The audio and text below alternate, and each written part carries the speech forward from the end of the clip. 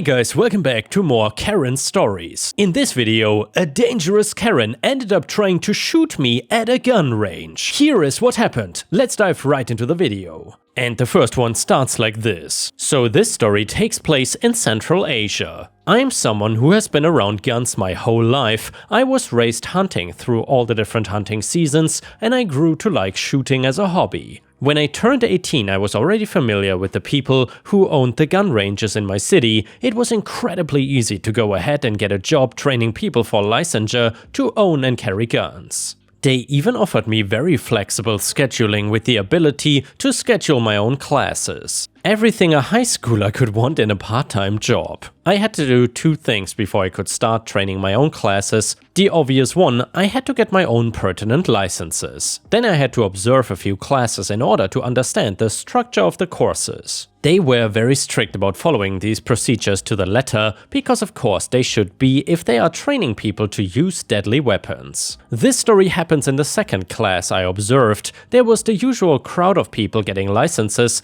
bigger men who fulfilled the stereotype of gun-toting machos, hobby shooters, some of which I even knew pretty well myself. People who go everywhere in camo because they always wish they were in the woods hunting instead. And then of course the people who truly make this job hard. Middle-aged Karens who know their rights and damned if they don't want a gun to defend themselves with too. Most Karens fit safely within this category, and the Karen in this story is the worst type of person. I would not be surprised to find a gun sitting on a rocking chair in her patio, so she had constant proof that guns don't kill people. She had no respect for what she was doing. Not only that, but I had to give her special attention because she had a unique weapon. The best version of the person who wants a gun for self-defense is the one who gets a simple small firearm for their purse or a holster. This Karen somehow found an old-style 6-shot Magnum. One thing I'll give her, any mugger that sees someone pull one of those out should turn and run. Mostly because she will probably hurt everyone involved. The gun ranges here are thorough and want to make sure every individual has a full understanding of how to completely care for their gun. The first time I had to help Karen to make sure that the main instructor didn't have to waste extra time on her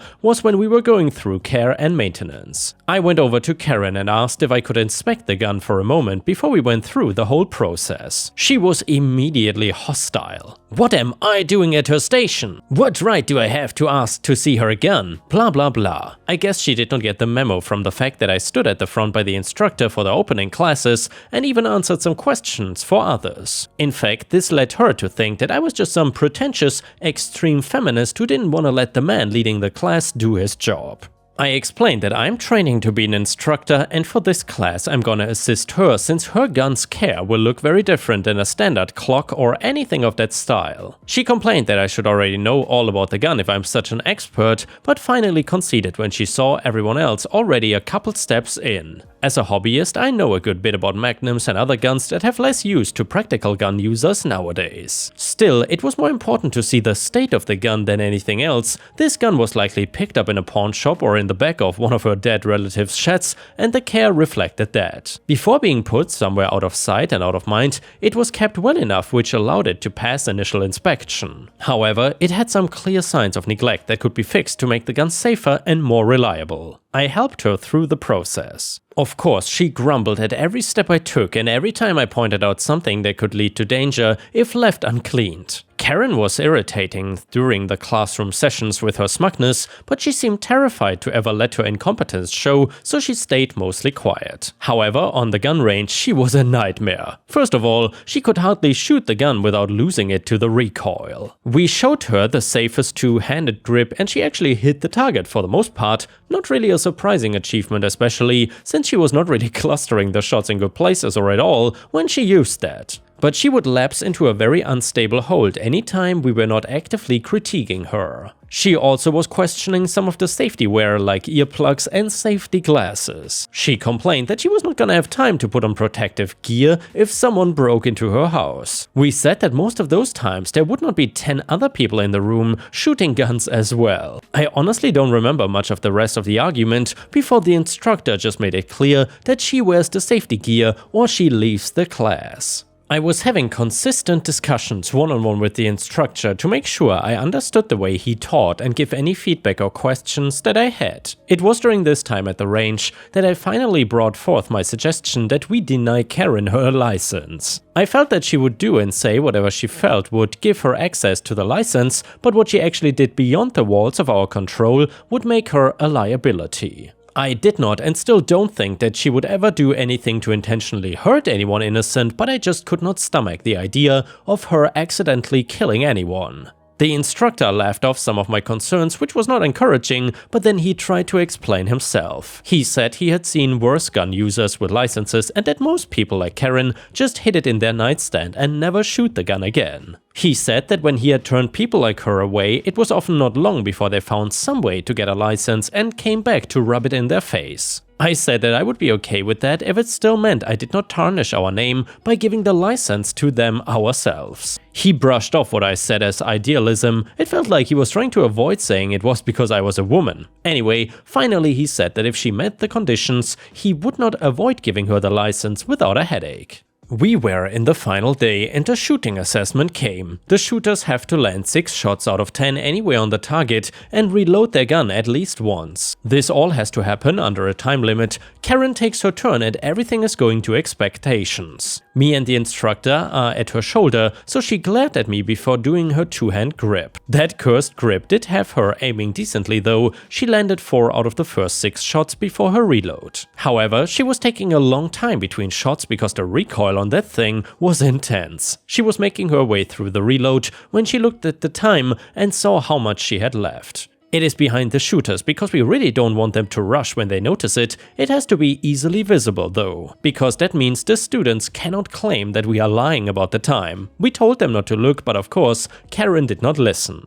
Karen is pretty frantic once it comes to reloading and her next 4 bullets. She was convinced that the time was out of her favor, but rushing just makes things harder. She somehow hit the first shot, missed the second one, because she fired before she had fully recovered from the recoil. Then she sent the 9th one down range and hit the target by some miracle. She already had the gun ready to shoot by the time she realized it had hit the target. Then she squealed with triumph and turned towards me to gloat. The gun, ready to shoot with its last bullet in the chamber, was down by her right hip, pointed right at me. Shock froze my brain, but my body moved by some reflex. I dove to the ground by her left leg and screamed, "Everybody down!" I slightly bumped Karen on the way down and she claimed that is what put her finger on the trigger, obvious BS, and that my scream is what startled her into shooting. All I know is that a bullet was put through the space where I'd been standing mere moments after I was not there anymore. I stood and Karen was facing me and I plucked the gun out of her hand and emptied any casings out of it. All the while and for a short time afterward, I let her have a piece of my mind about her irresponsibility and the danger she presents to the public. I did not take the time to check with my instructor, but just told her that she would not get her license if I had a say in it. Even though she had fulfilled her requirements, even this instructor could not justify giving her the license after nearly shooting an instructor. However, he really hated that he had to agree with me, so he simply told Karen that she would have to come back and do the class again to receive her license and then started lecturing me on my behavior. Luckily, the owner was near enough to hear my shout from earlier and came in to witness the tail end of his lecture. The instructor made sure that everything was safe, then commanded me to go retrieve Karen's gun to give it back to her. The owner then asked what had happened and I let the instructor say his piece about my disrespect and hastiness. He claimed that I had some kind of vendetta against Karen because she had insulted me early on. I surprised myself by staying quiet during all of this. I think the rant to Karen drained the anger from me and I knew the range owner well enough to know he would hear me out. And hear me out he did. He asked for my side of the story and made the instructor choose between leaving or keeping quiet. I explained all the disrespect and irresponsibility that Karen had revealed in her time with us. Then I described the discussion with me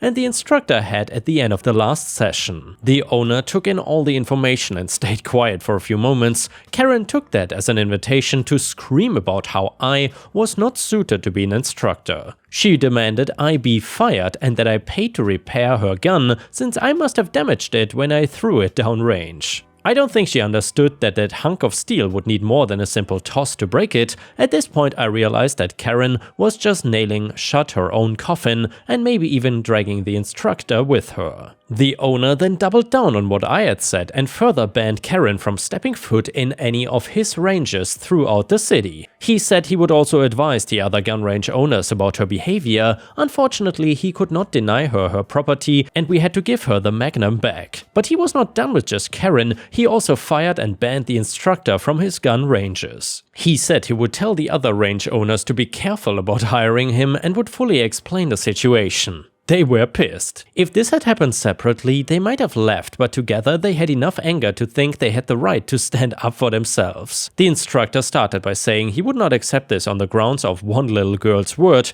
and he said the owner would have to drag him away. Karen took that as an invitation to whine for her license. The owner simply took that as his own invitation to call the cops and have them removed from the premises. Getting the cops involved even allowed the owner to take the police report to court and make the banning a legal thing with restraining orders for the two individuals and his business. I took a couple of weeks off and after that I could only get near guns in controlled environments within the range. It was hard for me to even do it in the range, but I had confidence that if people were in the range, it was because the owner found them responsible. And yeah, ripe stars, even though that did not happen in America, it's still terrifying to think of Karens in a gun range. And by the way, I'm not sure if you've heard of this, but from what I have seen and heard, the craziest gun ranges and in general shooting experiences can actually be found in Cambodia. A friend of mine traveled to Cambodia a few years back and he told me that there, not too far from the capital of Phnom Penh, for a few $100s they actually allow you to shoot RPGs or AK-47s. I'm not sure if you can shoot RPGs at gun ranges in the US, but I don't think so. If you were given the chance to shoot an RPG, would you do it? Let me know in the comments. Either way, the next one is a malicious compliance story.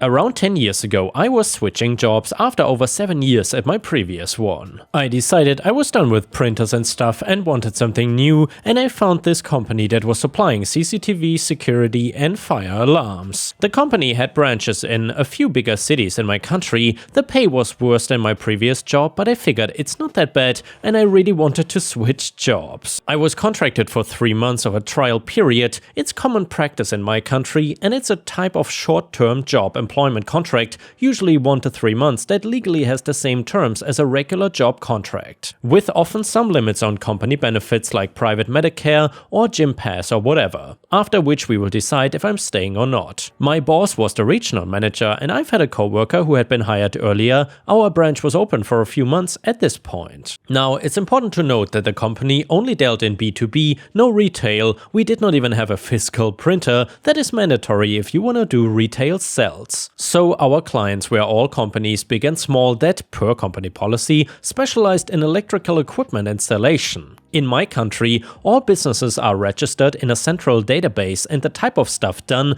is one of the required stuff from a vast catalog of what can be done commercially. This is tied to the pricing levels. You run an electric company, you get better prices than a flower company, you get the idea. The company had a CRM, customer relationship management software, in which we were required to note every interaction with our clients. When I asked our RM about how it should be kept, a conversation followed. Me, so I need to note only sales or some other stuff as well? RM, everything. Each call, each visit, each sale, and you need to schedule the client's next visit or call. You're to contact each of our clients at least once a week to keep up relations and note everything in the CRM. It's connected to the phone billing, so we know when you made the call or not. Me, so I'm supposed to call each client at least once a week for a chat? RM, yes, and make notes in CRM. Me, you realize calling that often will annoy most clients, right? RM, this is the company policy. We want our clients to be cared about and it's our job to do it.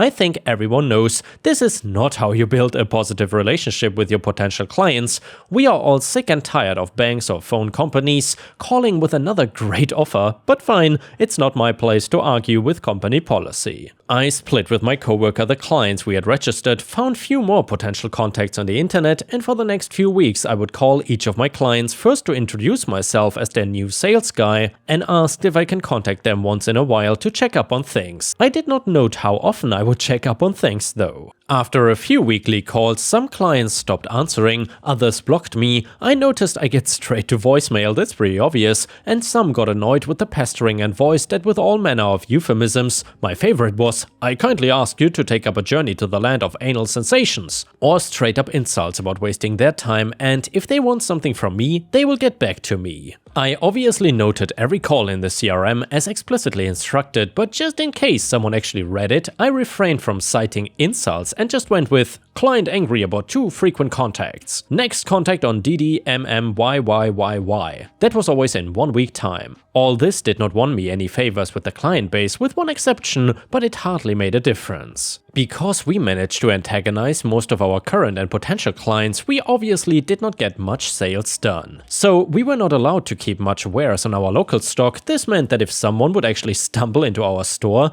the shelves would be mostly empty, to the point that putting together a small CCTV setup would be impossible, because we would have like 1 DVR, 2 cameras of the same type, and 1 hard drive for the DVR. By that point, we would get resupplied twice a week, so if client ordered something on Thursday, the order would arrive on next Tuesday afternoon at the earliest. This was often unacceptable, so clients would scrap the order. We did some business from time to time, but I'm pretty sure our branch was not making enough even to sustain itself, not to mention making a profit for the company. After about 7 to 8 weeks, I was dialing one of my clients again to check up if he doesn't need anything. Let's call him Red. I was about to hang up with no answer when he did finally pick up. Me, "Hi, this is Ed from Company X. Can I take a moment?" At this point, he furiously interrupted me, yelling, "Red, are you serious? I nearly fell off the ladder thinking it's something important and it's you again? Didn't I tell you not to bother me again? Are you stupid?" This rant went on for a while. The guy was really creative when it comes to various combinations of insults, something that I think is impossible in the English language. When he finally made a long pause, enough for me to chime in,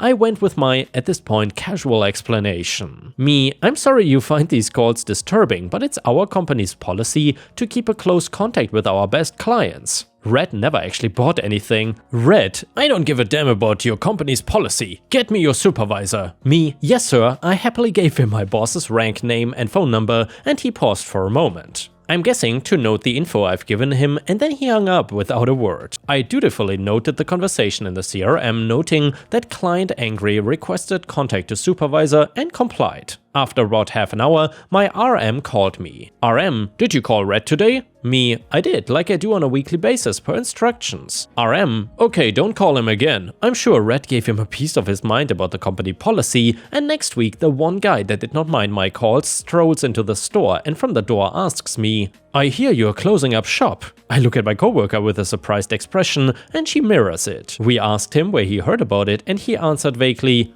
'That's the word around town.' We told him that we don't know anything about it and he ordered some basic stuff we as usual did not have on hand and then left. When I put out the order to arrive in the next shipment, I got a call from the HQ warehouse. HQ, "Hi, did you order X and Y?" Me, "I did. Is there a problem?" HQ, "Yeah, kind of. All your deliveries are on hold and we cannot ship anything to you." I put 2 and 2 together, thanked for the info, hung up and shared the revelation with my coworker. She contacted the RM to ask about it and he claimed it must be some kind of mistake and not to worry. The same week on Friday, the RM arrived at 9 o'clock. We opened the store at 8 AM and went straight to the point. "RM, here are the papers to relieve you from work as of Monday. Today we pack all of the stock and equipment and at 14 o'clock there'll be a truck to pick everything up and the store is done." Work relief is a document that basically tells you that you're still employed as per contract, keeping the pay and social security, but you don't have to actually work and it doesn't deplete your annual batch of vacation days. We get 20 to 26 days of paid vacation per year. It's used usually when an employee needs to be terminated with notice period,